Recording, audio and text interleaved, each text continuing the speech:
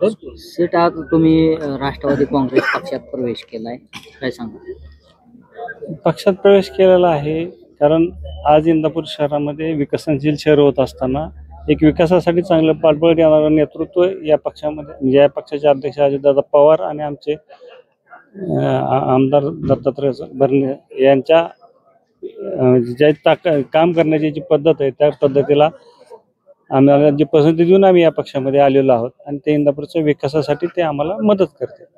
खरं तर तुमच्यावर आरोप केला जातोय की तुम्ही पैशाचे जेव्हा तुम्ही या पक्षात आलेला आहे आणि तुम्हाला उमेदवारी नगराध्यक्षाची उमेदवारी मिळाली, असा प्रदीप गावकरांनी आरोप केला. तो त्यांचा प्रश्न आहे, ते त्यांच्या दृष्टीने कसं बघतात हा माझा विषय नाही.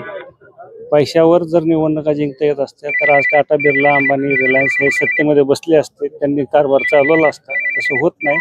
का पैसे हा निवडणुकीमध्ये गौण फॅक्टर असतो. तुमचं काम आणि तुमचा संपर्क हेच या निवडणुकीमध्ये काम करतं. इंदापूरमध्ये खऱ्या अर्थाने 3 नेते एकत्र तुमच्या विरोधात आलेले आहेत, कसं आव्हान असणार आहे तुमच्या? आव्हान तर 100% आहे, त्याच्याबद्दल काही दुमत नाही. परंतु आमची सर्वसामान्य जनतेशी जोडलेली आहे. त्या सर्वसामान्य जनतेच्या प्रेमावर आणि पाठिंब्यावर आम्ही ही निवडणूक लढवणार आहे आणि ते आम्हाला खूप सोपी जाईल हा आमचा विश्वास.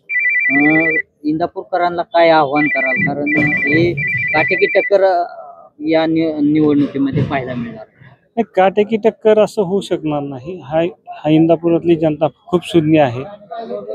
ज्या गोष्टी काही होतात त्या गोष्टीवरचा समोरच्या माणसांचा विश्वास किती आहे त्याच्यावर मतदानाचा बऱ्याच गोष्टी अवलंबून असतात आणि या इंदापूरकरांना स्वच्छ आणि सुंदर कारभारावर ही जनता विश्वास ठेवून आम्हाला प्रचंड प्रमाणात मतदान करेल एवढा विश्वास या निमित्तानं व्यक्त करतो. या निवडणुकीमध्ये खरं तर उपमुख्यमंत्री अजित पवार यांच्या सभा पार पडणार आहेत. यात ते पक्षाचं धोरण आहे, ते पक्ष ठरवेल त्याप्रमाणे होईल.